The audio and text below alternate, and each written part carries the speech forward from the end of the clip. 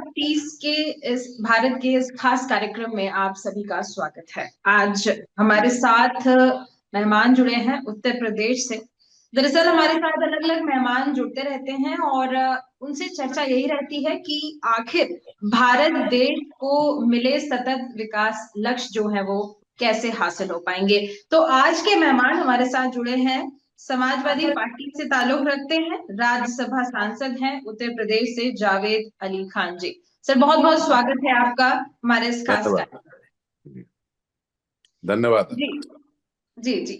सबसे पहले सतत विकास लक्ष्यों की जब हम बात करते हैं तो एक सवाल हमेशा मेरे जहन में उठता है, वो ये है कि सतत विकास लक्ष्य जो है वो 17 है कुल मिलाकर, लेकिन कुछ ऐसे प्रमुख लक्ष्य हैं जैसे शून्य गरीबी, शून्य भुखमरी और अच्छी शिक्षा व्यवस्था। ये 3 ऐसे बेसिक लक्ष्य हैं जो भारत देश के लिए बहुत अहम है। अब अगर मैं गरीबी की बात करूं तो उत्तर प्रदेश की अगर मैं बात करूं तो आप उत्तर प्रदेश को 2030 तक कहां देखेंगे गरीबी के मामले में?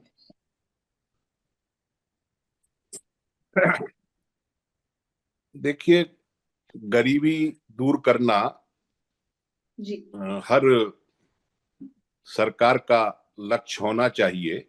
ईमानदारी के साथ उसके लिए प्रयास करने चाहिए, सरकारों को भी और अन्य लोगों को भी जो देश को के अंदर समरसता, बराबरी और अच्छी स्थिति लोगों की देखना चाहते हैं, उन सब का ये लक्ष्य होना चाहिए।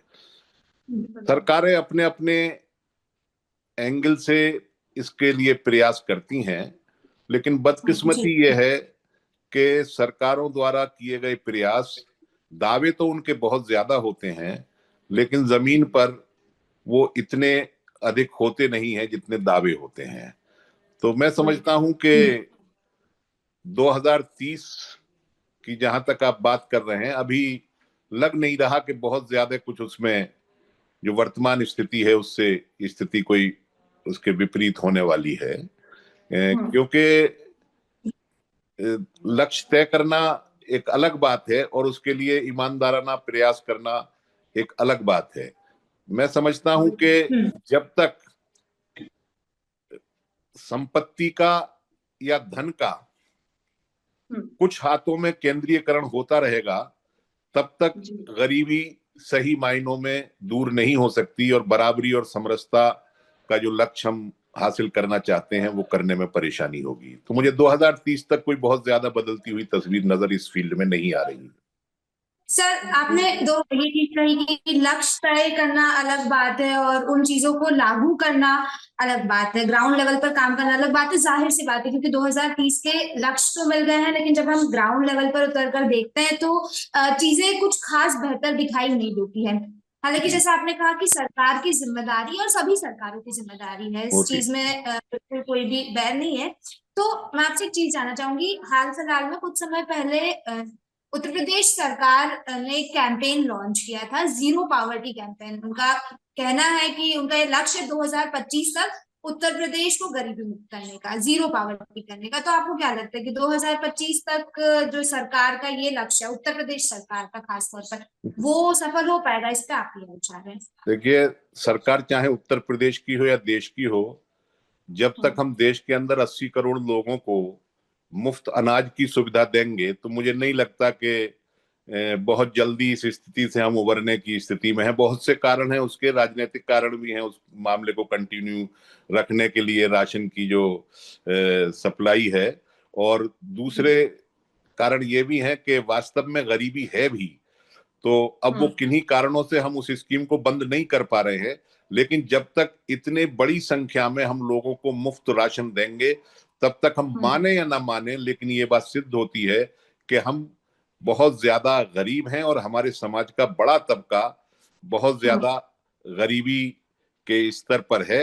इसलिए मुझे नहीं लगता कि बहुत जल्दी इस स्थिति से हम उबर पाएंगे। जी, एक पहला जब मैंने सवाल किया था तो आपने कहा था कि संपत्ति और धन कुछ हाथों में अगर केंद्रित रहेगा तब तक कुछ भी ऐसा खास नहीं हो सकता है। तो मैं थोड़ा सा इस बारे में जानना चाहूंगी कि संपत्ति और धन किन हाथों की आप बात कर रहे हैं?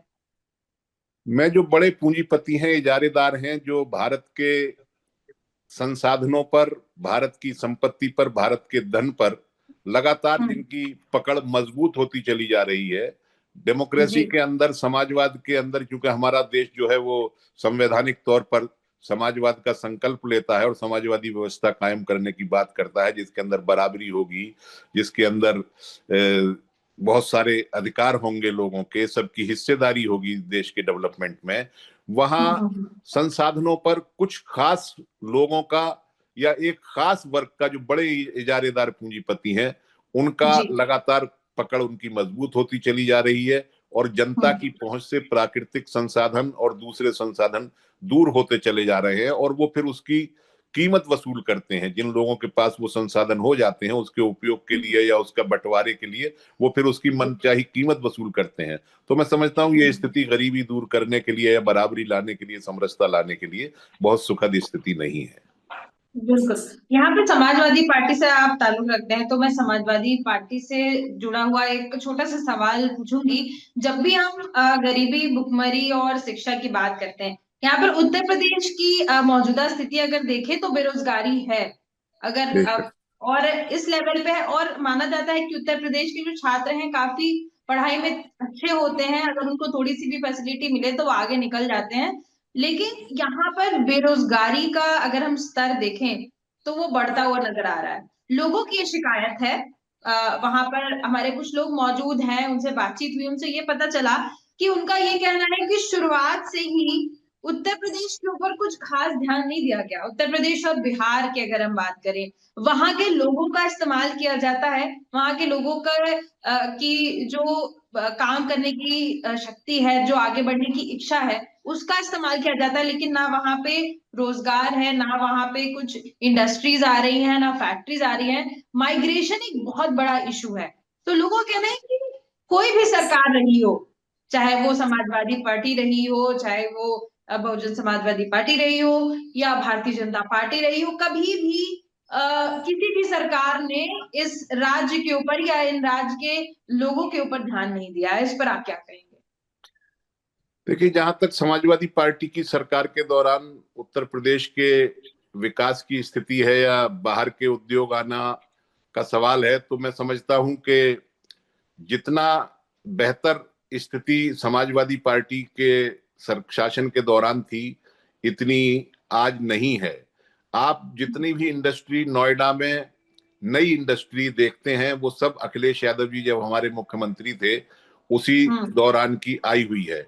और पहले नोएडा को कार्यकाल में मानते हैं जावेद अली खान जी, क्योंकि नोएडा तो पूरा इंडस्ट्रियल एरिया है। नोएडा के अलावा अगर हम और भी सिटीज की बात करें तो कहीं भी ऐसा कुछ नहीं है, लोग पलायन करके नोएडा चले जाते हैं। नहीं, नोएडा उत्तर प्रदेश में ही है। अगर उत्तर प्रदेश के लोग नोएडा में आकर के रोजगार तलाशते हैं तो उसको पलायन की दृष्टि से नहीं देखा जाना चाहिए। और उत्तर प्रदेश के अंदर अनेक स्थानों पर नए नए उद्योग लगे थे और हमने बहुत कोशिश की थी कि कृषि आधारित उद्योगों को हमारी सरकार के दौरान बढ़ावा दिया गया था। और आज मैं ये कह सकता हूं कि पहले कार्यकाल में, जो वर्तमान सरकार है उसका जो पहला कार्यकाल था, उसमें पूरे कार्यकाल में उन्होंने जितने भी उद्घाटन और फीते काटे थे, वो समाजवादी पार्टी के सरकार के दौरान जो चाहे उद्योग शुरू किए गए हों और दूसरे विकास की गतिविधियां रही हो, उनके ही इन्होंने पहले कार्यकाल में फीते काटे थे। और इन्होंने जितनी भी इन्वेस्टर्स मीट की हैं, उनमें आज तक कुछ भी नतीजा हासिल नहीं हुआ। जब वो मीट होती हैं तब बहुत सारे एमओयू साइन होते हैं बड़े बड़े इंडस्ट्रियल हाउसेस के साथ और विदेशी कंपनियों के साथ, लेकिन वो कहीं नजर नहीं आती है। बस सवाल यही उठता है कि सर देखिए, अगर डेवलपमेंट अच्छा खासा हुआ तो फिर जनता ने चुना क्यों नहीं दोबारा?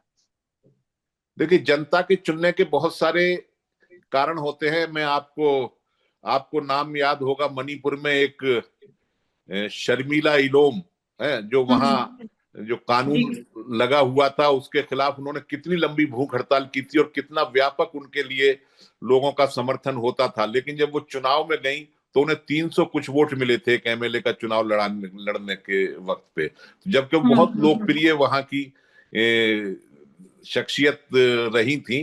तो चुनाव के दौरान बहुत सारे कारण होते हैं, बहुत सारे अब दिल्ली में जब सरकार बनती है या पिछले लोकसभा के चुनाव में जो विपक्षी दलों की स्थिति मजबूत हुई और अकेले भारतीय जनता पार्टी सरकार में नहीं आई, तो भारतीय जनता पार्टी का क्या कहना था?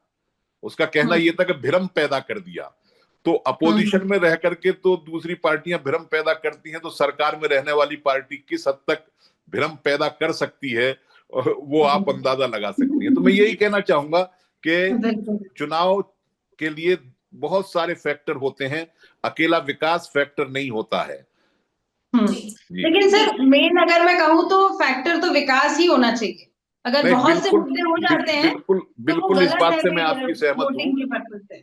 मैं इस बात से पूरी तरीके से सहमत हूं आपकी कि चुनाव के वक्त विकास को मद्देनजर रखा जाना चाहिए और बुनियादी मुद्दा जो है वो विकास ही होना चाहिए चुनाव का। लेकिन अब ये मंदिर मस्जिद के सवाल कहाँ लेकर के जाएंगे, और फिर जिस तरीके से छोटी छोटी घटनाओं को मीडिया के माध्यम से प्रचारित किया जाता है, जो रस्सी का सांप बनाया जाता है, सांप की रस्सी बनाई जाती है, ये सारी चीजें भी बहुत बस वही है ना कि पार्टियां समझती नहीं है कि जनता को भी एक वक्त पर समझ आएगा। जनता मूर्ख नहीं है, एक बार धोखा हो सकता है, 2 बार हो सकता है, तीसरी बार तो समझ जाएगी जनता, और जहां उनको सही लगेगा उसी डायरेक्शन में जाएगी। जी दामिनी, तीसरी बार में काफी कुछ समझी है जी। काफी बड़ा बदलाव देखने को मिला है हालांकि इस बार सर, और विकास खैर जाहिर तौर पर एक मुद्दा होना चाहिए, और विकास के साथ साथ एक और मुद्दे पर मैं थोड़ा सा लाइट डालना चाहूंगी, शिक्षा।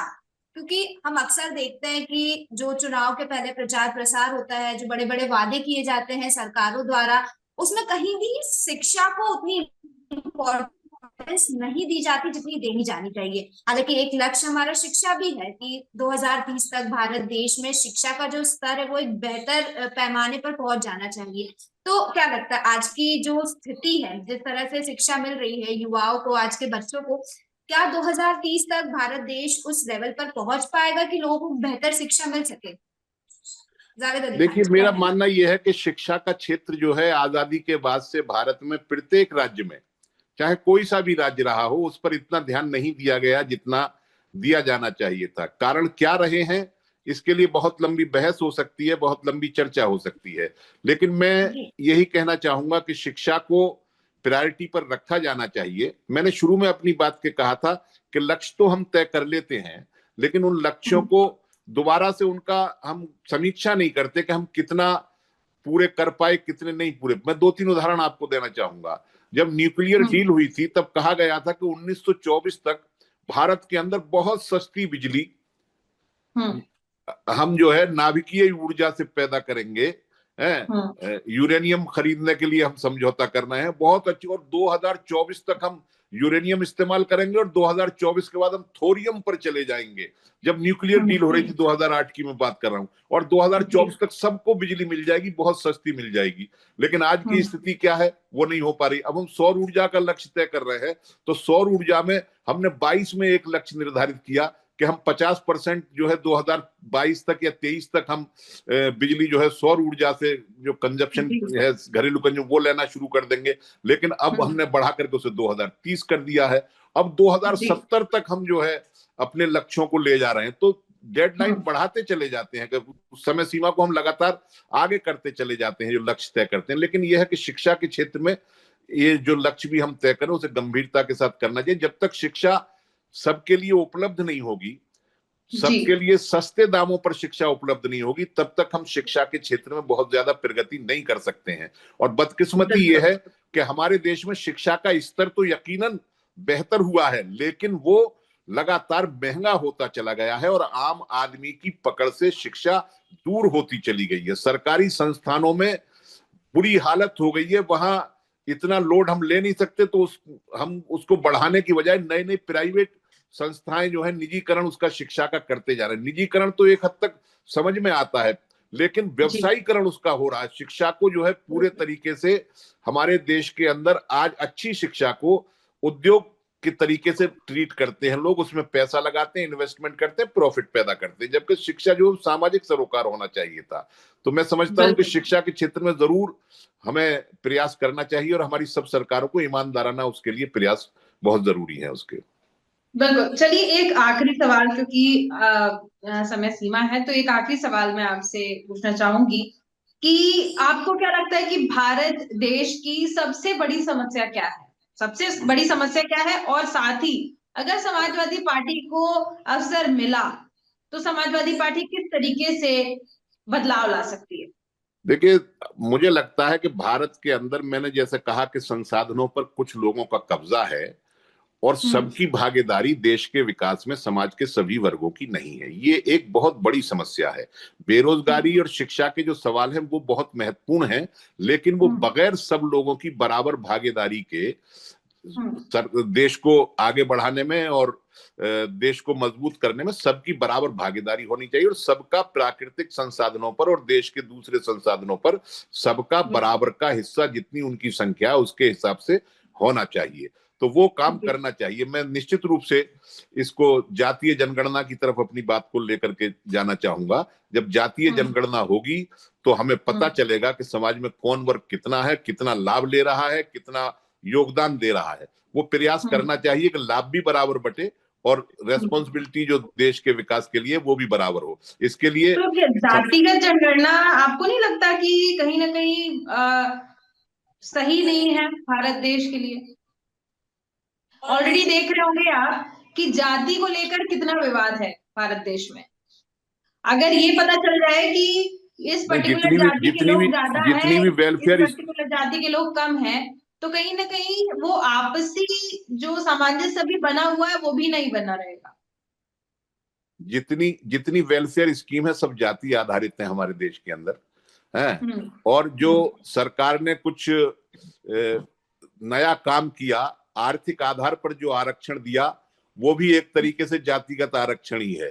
अगर वो तो सामान्य वर्गों को आर्थिक आधार पर जो आरक्षण दिया है, तो अगर सामान्य कह रहे हैं तो उसके अंदर सभी जातियों के लोग आर्थिक आधार पर आने चाहिए थे उस 10% रिजर्वेशन में, लेकिन वो एक तरीके से सवर्ण आरक्षण बन करके रह गया है।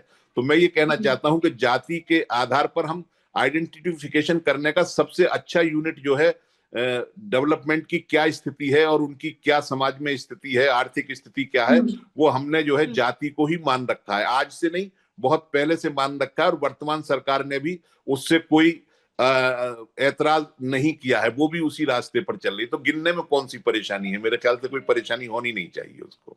बिल्कुल। देखिए कहीं ना कहीं जातिगत तौर पे जो जनगणना होगी तो पॉलिटिकल पार्टीज को इससे कहीं ना कहीं फायदा जरूर मिलेगा। इस वजह से इस नहीं, पर लोगों का पॉलिटिकल पार्टी फायदा ज्यादा फोकस होगा, रहती है। पॉलिटिकल पार्टीज को तो कुछ को नुकसान भी हो जाएगा, लेकिन लोगों को तो लोगों कोई को फायदा सबको नहीं हो फायदा रहा हो सर। जाएगा। लोगों को क्या फायदा हो रहा है? कोई जो फायदा नहीं हो रहा। जो बेचारे बस जाते हैं, वोट देते हैं, वापस आ जाते हैं, उनको पता भी नहीं चलता कि उनके वोट गए कहाँ और उनका क्या हुआ। जो विकास की रफ्तार में पिछड़ गए हैं उनको टारगेट करने में, उनको आगे लाने में थोड़ी मदद मिल जाएगी उससे। बिल्कुल। चलिए आपने बहुत अच्छी बातें बताई। आपने सबसे पहले ये कहा कि संपत्ति और धन जिनके हाथ पे केंद्रित है सबसे पहले संभालने की उनको जरूरत है। तो ये बड़ी बात है अगर इसको गंभीरता से लिया जाए तो। और बहुत सी ऐसी बातें आपने बताई, अगर उनको हम सामने रखते हैं, उन पर काम करते हैं, तो हो सकता है हम लक्ष्य के कुछ करीब पहुंच जाए। तो बहुत बहुत धन्यवाद सर हमारे साथ जुड़ने के लिए और तमाम अच्छी बातें करने। Thank you very much. Thank you. Thank you so much. नमस्कार। नमस्कार। नमस्कार सर। Thank you.